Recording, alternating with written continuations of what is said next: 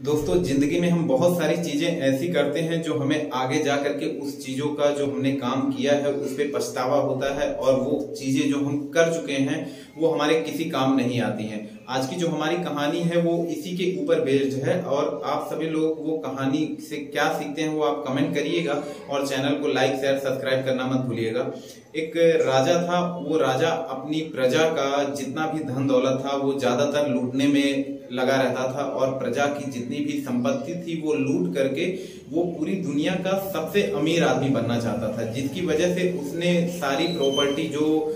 2 number की यानी कि ब्लैक मनी रहता था वो सारा इकट्ठा करके उसने सोचा कि इस पैसों को, इस पूरे प्रॉपर्टी को, धन दौलत को कहीं लोगों से दूर इसको मैं छुपा के रखना चाहता हूं जिससे इसके बारे में किसी को पता ना चले। और उसने दूर जंगल में जो है एक गुफा बनवाता है और वो गुफा बनवाने के बाद जो कारीगर लोग उस गुफा को बनाते थे उन लोगों को भी उसने सबको मरवा दिया और मरवा के उस गुफा के नीचे जो है दफन करवा देता है। और फाइनली जब वो गुफा तैयार हो जाती है तो वो गुफा के बारे में 2 लोग जानते हैं, एक उसका मंत्री और एक राजा खुद। मंत्री के पास एक चाबी रहती है और एक चाबी जो है राजा के पास रहती थी। राजा ने अपनी जितनी भी कमाई की प्रॉपर्टी थी वो सारा उस गुफा के अंदर ले जा करके रख देता है और राजा को जब जब उस प्रॉपर्टी में से उसमें से संपत्ति यानी जो धन दौलत राजा को कुछ जरूरत पड़ती थी तो वो मंत्री को भेज करके उसमें से जितनी भी संपत्ति की जरूरत रहती थी उतना मंगवा लेते थे। करीबन 6 महीने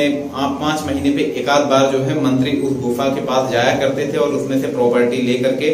राजा को ला करके दे दिया करते थे। पर एक दिन सुबह राजा जो है उसके मूड में ऐसा आता है कि मैं जा करके खुद मेरी जो गुफा है उसको एक बार देखूं और उसके अंदर कितनी अभी प्रॉपर्टी है, कितनी संपत्ति इकट्ठा किया है मैंने, वो देखने जाता है और बिना किसी को बताए, मंत्री को भी नहीं पता रहता है कि राजा कहाँ गए हैं। और वो करीबन सुबह 4 बजे राजा अपने घोड़े के साथ निकल जाते हैं और जाते हैं वहां का दरवाजा खोलते हैं और दरवाजा खोल के अंदर चले जाते हैं। और अंदर पहुंचने के बाद राजा के पास इतनी प्रॉपर्टी थी, इतनी संपत्ति थी कि वो उन्हीं में खो जाते हैं और ख्वाबों में ही खोए रहते हैं। पर सुबह हो चुकी रहती है, उस टाइम पे मंत्री अचानक उसी रास्ते से उसके गुफा के बाहर से गुजर रहे थे और मंत्री पिछले 2 दिन पहले ही जो है वहां पे गए हुए थे उस गुफा के अंदर। तो मंत्री को जब दरवाजा खुला दिखता है तो मंत्री परेशान हो जाते हैं कि लगता है मैं भूल गया था क्या कि दरवाजा बंद करना। अब राजा की जो प्रॉपर्टी है वो कोई भी आकर के वहां से ले सकता है। वो तुरंत जाते हैं और जाकर के दरवाजा लॉक करते हैं और लॉक करके वहां से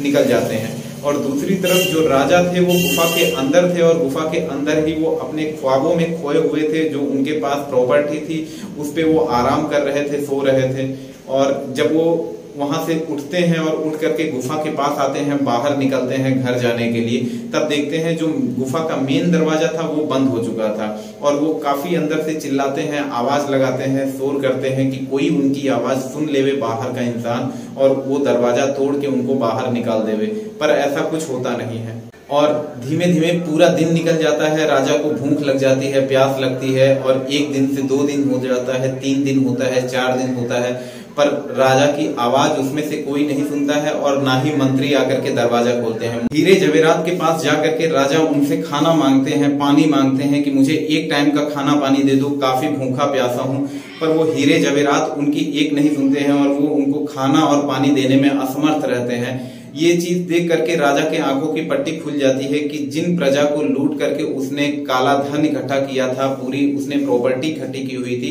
वो आज किसी काम नहीं आ रहे हैं। जब राजा अकेले और मुसीबत में है तो वो सारी प्रॉपर्टी भी उनके किसी काम नहीं आ रही है। ये चीज देख करके राजा जो है काफी परेशान होते हैं और वो सारा जो धन दौलत और सारी प्रॉपर्टी है वो इकट्ठा करते हैं और इकट्ठा करके उसके ऊपर जो है सो जाते हैं। जब फिर से उनकी आंख खुलती है करीबन 10 दिन बीत चुका रहता है और 10 दिन बाद जब उनको पता चल जाता है कि अब वो बाहर यहाँ से नहीं निकल पाएंगे, उनकी जान जा सकती है कभी भी, तो वो एक पत्थर लेते हैं और पत्थर ले करके वो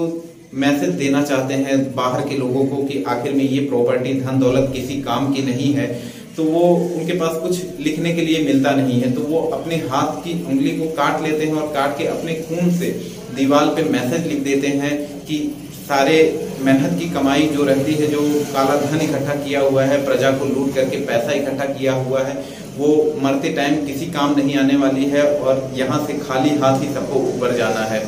और उसके बाद जो है उनकी जान चली जाती है। और दूसरी तरफ जो है मंत्री करीबन 6 महीने जैसा बीत जाता है राजा को ढूंढते ढूंढते, पर मंत्री को राजा मिलते नहीं है। और फाइनली जो है मंत्री ने ऐसा सोचा कि जो राजा की प्रॉपर्टी थी, जो उनकी पूरी धन दौलत जो उन्होंने इकट्ठा किया हुआ था, वो जा करके मैं लेकर के अपने घर ला करके रख लूं। वो जाते हैं वहां जा करके लॉक खोलते हैं, जैसे ही मेन गेट का, तैसे अंदर जाने के बाद देखते हैं कि राजा वहीं पे पड़े हुए हैं और राजा को उठाने की कोशिश करते हैं, पर राजा उठते नहीं है। उनकी जो लाश रहती है, उनकी जो डेड बॉडी रहती है, वो वहां पे मंत्री को मिलती है। और दूसरी तरफ वो नजर डालते हैं जो मंत्री, तो लिखा रहता है दीवार पे बड़ा सा मैसेज, और वो मैसेज पढ़ करके जो मंत्री थे उसकी आंखों में भी आंसू आ जाते हैं। और दोस्तों, आप सभी लोग इस कहानी से क्या सीखते हैं कमेंट करके लिखना मत भूलिएगा। और हमारे चैनल को अभी तक आप सभी लोगों ने सब्सक्राइब नहीं किया है तो चैनल को सब्सक्राइब कर लीजिएगा।